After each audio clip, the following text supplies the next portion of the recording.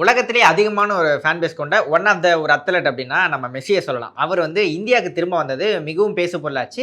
கிட்டத்தட்ட ஒரு 3 நாட்களாக இந்தியா வருவாரு அப்படின்ற மாரி ஒரு பயண திட்டம் அப்படிங்கிறது சொல்லப்பட்டது. இதுக்கான ஸ்கெட்யூல்லாம் ஏற்கனவே அறிவிக்கப்பட்டிருந்தது. அவர் வந்து இன்று இந்தியா வருவாரு அப்படின்னு சொல்லப்பட்டது. இந்தியால ஸ்ட்ரெய்ட்டா கொல்கத்தாக்கு வராரு அப்படின்னு சொல்லப்பட்டது.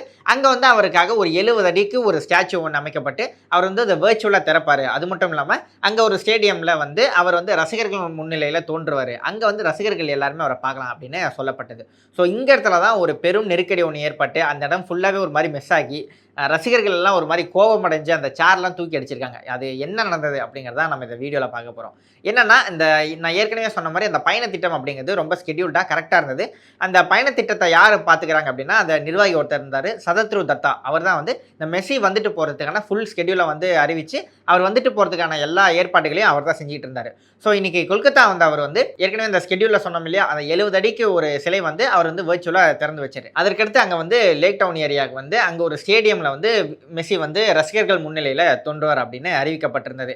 அங்க வந்து மெஸ்ஸிய பார்க்கணும் அப்படின்னு ஏற்கனவே உலகம் ஃபுல்லா இருக்கிற ஒரு ஒன் ஆஃப் த அதிகமான ஃபேன் பேஸ் கொண்டவர் அப்படின்னா மெஸ்ஸி, ரொனால்டோ இவங்கள மாரியான ஃபுட்பாலர்ஸ சொல்லலாம். அதுவும் மெஸ்ஸி அங்க வர்றாரு அப்படின்னும்போது, அங்க வந்து லட்சக்கணக்கானவர்கள் வந்து திரண்டுட்டாங்க. கொல்கத்தால கண்டிப்பா அவர பார்த்தாகணும் அப்படின்னு வந்துட்டு, அங்க அந்த ஸ்டேடியம்ல ஆயிரக்கணக்கானவர்கள் வந்துட்டாங்க. கிட்டத்தட்ட அங்க டிக்கெட்டோட பிரைஸ் மட்டும் பார்த்தோம்னா, 10,000லேருந்து 25,000 வரலும் அந்த டிக்கெட் அப்படிங்கிறத வாங்கி உள்ள வர ஆரம்பிச்சாங்க. அங்க உள்ள வரும்போது வாட்டர் பாட்டில்ஸ் எதுவுமே அலோவும் பண்ணல.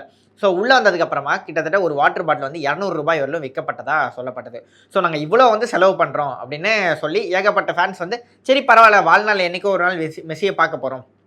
குடுக்கறது ஒண்ணும் தப்பில்ல அப்படின்னு சொல்லியிருந்தாங்க. அது மட்டும் இல்லாம ஏற்கனவே சொன்ன மாரி மெஸ்ஸிய வந்து அவர் கூட நின்னு ஒரு ஹேண்ட் ஷேக் குடுத்துட்டு, அவர் கூட ஒரு ஃபோட்டோ எடுக்கணும் அப்படின்னா, அதுக்கு ரூ. 10,00,000 அப்படிங்கிற ஒரு பிரைஸ் வந்து நிர்ணயிக்கப்பட்டிருந்தது. ரூ. 10,00,000 நீங்க குடுத்தீங்க அப்படின்னா, மெஸ்ஸி கூட ஒரு ஹேண்ட் ஷேக் பண்ணி அவரோட ஒரு ஃபோட்டோ ஒண்ணு எடுத்துக்கலாம் அப்படின்னு ஏற்கனவே சொல்லப்பட்டது. இன்னைக்கு ஷாருக் கான் முதற்கொண்டவர்கள்லாம் அவர் கூட ஒரு ஃபோட்டோவும் எடுத்துக்கிட்டாங்க அப்படிங்கிறத பார்க்க முடிஞ்சது. ஸோ இன்னைக்கு ஸ்டேடியம்க்கு வந்து மெஸ்ஸி வந்ததுக்கு அப்புறமாக, அவர சுத்தி ஏகப்பட்ட அந்த பாடிகார்ட்ஸ் அப்படிங்கிறவங்க இருந்தாங்க. அரசியல் தலைவர்கள்லாம் சூழ்ந்துக்கிட்டாங்க அப்படின்னு சொல்லப்படுது. அது மட்டும் இல்லாம அந்த ஸ்டேடியம்க்கு மெஸ்ஸி வந்ததுக்கு அப்புறமாக, அங்க வந்து ஒரு ரேம்ப் வாக் மாரி சுத்தி அந்த ஸ்டேடியம்ல இருக்க ஃபேன்ஸ் எல்லாரையும் பார்த்துட்டு போறேன் அப்படின்னு எதிர்பார்க்கப்பட்டது. ஆனா வந்து அந்த ஸ்டேடியம்க்குள்ள வந்து 22 நிமிஷங்கள்லயே திரும்ப வந்து மெஸ்ஸி வந்து திரும்ப போயிட்டாரு. இதனால அங்க இருந்த ரசிகர்கள் யாருமே வந்து மெஸ்ஸிய வந்து ஒழுங்காவும் கூட பார்க்க முடியல அப்படின்னு ஒரு பயங்கரமான கோவம் வந்து எல்லாருக்குமே வர ஆரம்பிச்சிருச்சு. ஸோ அந்த ஒரு விரக்தியில என்ன பண்ணிட்டாங்கன்னா, அவங்க கையில இருந்த வாட்டர் பாட்டில் எல்லாத்தையும் தூக்கி உள்ள அடிக்க ஆரம்பிச்சுட்டாங்க. அந்த சேர்ஸ் எல்லாத்தையும் உள்ள தூக்கி அடிக்க ஆரம்பிச்சுட்டாங்க. இன்னும் ஒரு படி மேல போய் எல்லா ஃபேன்ஸும் வந்து அந்த ஸ்டேடியம்க்கு உள்ள வர ஆரம்பிச்சுட்டாங்க. அந்த எகிறி குதிச்சு அந்த கிராஸ்லேண்ட் இருக்கும் இல்லையா? அங்க வந்து வர ஆரம்பிச்சுட்டாங்க. அங்க அமைக்கப்பட்டிருந்த கூடாரத்த எல்லாத்தையும் கவுத்து ரொம்பவே ஒரு ரணகளமா அந்த இடம் வந்து மாறிடுச்சு அப்படின்ற அளவுக்கு சொல்லலாம். அந்த அளவுக்கு இடர்பாடுகள் ஆனதுக்கு அப்புறமாக, அங்க வந்து ஒரு சட்டம் ஒழுங்கு பிரச்சனை கிட்ட வர ஆரம்பிச்சிருச்சு. ஸோ அங்க டிஜிபி வந்து அந்த போலீஸ் கார்ட்ஸ்லாம் வச்சு அந்த இடத்த ஒரு மாரி கண்ட்ரோல் பண்ணி வச்சுட்டாரு. இருந்தா கூட எங்களுக்கு நாங்க இவ்வளோ பிரைஸ் குடுத்து ஒரு ஆள பார்க்க வரோம் அப்படின்னும்போது, எங்களால ஒழுங்கா கூட அத பார்க்க முடியல. ஏற்பாட்டாளர்கள் வந்து சுத்தமா சரியில்ல. மெஸ்ஸியாச்சும் இங்க இருந்துட்டு கொஞ்சம் அதிகமா பார்த்துட்டு போயிருக்கலாம் அப்படின்னு சொல்ல ஆரம்பிச்சுட்டாங்க. இதற்கடுத்து என்னாச்சுன்னா, அங்க அந்த நிர்வாகி இருந்தார் இல்லையா? மெஸ்ஸியோட பயணத் திட்டம்லாம் முழுசா பார்த்துட்டு போற நிர்வாகி. அந்த சதத்ரு தத்தாவ வந்து கைது பண்ணியிருக்காங்க. அது மட்டும் இல்லாம அங்க ரசிகர்கள்லாம் ஒரு அளவு குடுத்து அந்த டிக்கெட் அப்படிங்கிறத வாங்கியிருப்பாங்க இல்லையா? எல்லாருக்குமே அந்த பிரைஸ் அப்படிங்கிறது ரீஃபண்ட் பண்ணப்படும் அப்படின்னு எழுத்துப்பூர்வமாக சதத்ரு தத்தா வந்து போலீஸ் கிட்ட குடுத்திருக்காரு. இத வந்து ரசிகர்களுக்கு கொஞ்சம் ஒரு ஆறுதல் அளிக்கும் வகையில இருந்திருக்கு. அது மட்டும் இல்லாம மேற்கு வங்க முதலமைச்சர் மம்தா பானர்ஜி அவர்கள் இந்த அளவுக்கு ஒரு ஒழுங்கா நிர்வகிக்க முடியாததற்கு நான் மன்னிப்பு கேட்டுக்கிறேன். மெஸ்ஸிக்கும், மெஸ்ஸி ஃபேன்ஸ்க்கும் மன்னிப்பு கேட்டுக்கிறேன் அப்படின்னு சொல்லியிருக்காங்க. ஸோ ஒரு ஒரு இன்டர்நேஷனல் பிளேயர் வந்து இந்தியாவுக்கு வரும்போது, இங்க ஒரு இந்த அளவுக்கு ஒரு இடர்பாடுகள் ஏற்பட்டதன் காரணமாக, இந்தியாக்கே ஒரு இன்டர்நேஷனல் லெவல்ல ஒரு சின்ன தலைகுனி ஏற்பட்டது அப்படி தான் சொல்ல முடியும். ஸோ மெஸ்ஸி வந்து கொல்கத்தாலேருந்து இன்னைக்கு வந்து ஹைதராபாத் வருவாரு அப்படின்னு எதிர்பார்க்கப்படுது.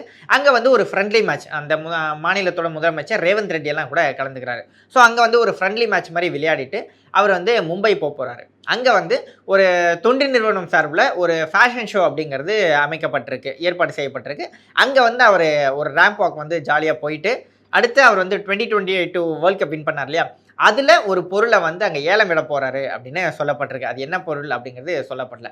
ஸோ அங்க அந்த ரேம்ப் வாக்லலாம் கலந்துக்கிட்டதுக்கு அப்புறமாக, நாளான்னைக்கு வந்து டெல்லி போயிட்டு அங்கே வந்து பிரைம் மினிஸ்டர் மோடியை வந்து சந்திக்கிறாரு.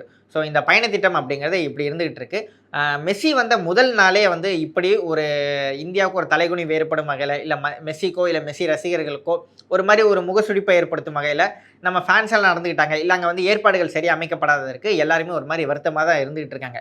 கிட்டத்தட்ட கடைசியா 2011ஆம் ஆண்டு தான் மெஸ்ஸி வந்து இந்தியாவுக்கு வந்தாரு.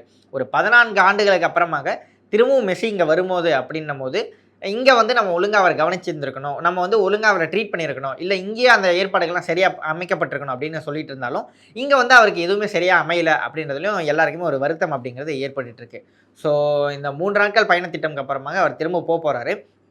ஃபுட்பால் ஃபேன்ஸ் எல்லாருமே அவர பார்த்துட்டு இருப்பாங்க அப்படின்னு இருந்த நேரம் தான் இப்படி ஒரு சின்ன ஏமாற்றம் அப்படிங்கிறது அவங்களுக்கே ஆயிட்டுருக்கு. ஸோ மெஸ்ஸியோட ஃபேன்ஸ் நீங்க இத பார்த்துட்டு இருந்தீங்கன்னா, உங்களுக்கு வந்து இந்த சம்பவத்த பத்தி நீங்க என்ன நினைக்கிறீங்க? இல்ல மெஸ்ஸி வந்து நம்ம ஒழுங்கா ட்ரீட் பண்ணியிருக்கணும். ஒழுங்கா அவருக்கு வந்து ஒரு பெரிய ஒரு வரவேற்ப குடுத்துருக்கணும் அப்படின்னு கூட பல பேர் சொல்லிட்டு இருக்காங்க. இந்த சம்பவத்த பத்தி நீங்க என்ன நினைக்கிறீங்க? அப்படிங்கிறத கமெண்ட் செக்ஷன்ல சொல்லுங்க.